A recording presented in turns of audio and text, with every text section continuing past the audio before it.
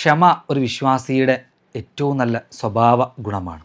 അള്ളാഹുവിൻ്റെ റസൂല് ക്ഷമയെക്കുറിച്ച് ഒരുപാട് ഹദീസുകളിൽ നമുക്ക് പഠിപ്പിച്ചു തരുന്നുണ്ട്. ക്ഷമ ഏതൊരു വിപത്തിൻ്റെയും ആദ്യഘട്ടത്തിൽ വേണമെന്ന് പഠിപ്പിച്ചു തരുന്നു. ഖുർആൻ ഇന്നല്ലാഹ മഅസ്വാബിരിൻ എന്ന് പഠിപ്പിച്ചു തരുന്നുണ്ട്. അള്ളാഹു ക്ഷമിക്കുന്നവൻ്റെ കൂടെയാണ്. പലപ്പോഴും ദേഷ്യം എന്നുള്ള വികാരം പല ബന്ധങ്ങളും തകർക്കാൻ വേണ്ടിയിട്ട് സാധ്യമാകുന്നു. നമ്മുടെ പല കുടുംബ ബന്ധവും സൗഹൃദ ബന്ധവും ഒക്കെ നഷ്ടപ്പെടുത്തി കളയുന്നത് നമുക്ക് നമ്മുടെ വികാരങ്ങളെ നിയന്ത്രിക്കാൻ പറ്റാതെ, നമ്മുടെ വാക്കുകളെ നിയന്ത്രിക്കാൻ പറ്റാതെ ആകുമ്പോഴാണ്. നമുക്ക് ക്ഷമ എന്ന് പറയുന്ന സ്വഭാവ ഗുണം നേടിയെടുത്തേ പറ്റുകയുള്ളൂ. ക്ഷമ നേടിയെടുക്കാൻ എന്തൊക്കെ കാര്യങ്ങളാണ് ചെയ്യേണ്ടത്?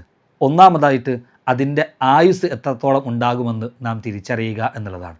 ഏതൊരു ദേഷ്യവും ആ സമയത്തിനെ കൺട്രോൾ ചെയ്യാൻ പഠിച്ചാൽ പിന്നീട് നമുക്ക് ദുഃഖിക്കേണ്ടി വരില്ല എന്നുള്ളൊരു ചിന്ത ആദ്യം തന്നെ നമുക്ക് വേണം. അതുകൊണ്ടാണ് അള്ളാഹുവിൻ്റെ റസൂല് പഠിപ്പിച്ചു തന്നു, നിങ്ങൾ നിൽക്കുന്ന ആളാണെങ്കിൽ ഇരിക്കുകയും, ഇരിക്കുന്ന ആളാണെങ്കിൽ ആ ഒരു സിറ്റുവേഷൻ, ആ ഒരു സാഹചര്യത്തിൽ നിന്ന് മാറി നിൽക്കുകയും ഒക്കെ ചെയ്യുക എന്നുള്ളത്. ദേഷ്യം വരുന്ന സാഹചര്യത്തെ മാറ്റിയെടുക്കാനും അതിൽ നിന്ന് മാറി നിൽക്കാനും നമുക്ക് സാധിക്കുമ്പോൾ നമ്മൾ നന്മയുടെ പ്രതീകമായിട്ട് മാറുകയാണ്. ഓർക്കുക, ക്ഷമയുള്ളൊരു മനുഷ്യന് മാത്രമാണ് ആളുകൾക്കിടയിൽ സ്വീകാര്യത ഉണ്ടാവുക. ക്ഷമയുള്ളൊരു മനുഷ്യന് മാത്രമാണ് ആശയങ്ങളെ ഭംഗിയായിട്ട് പങ്കുവെക്കുവാൻ സാധിക്കുകയും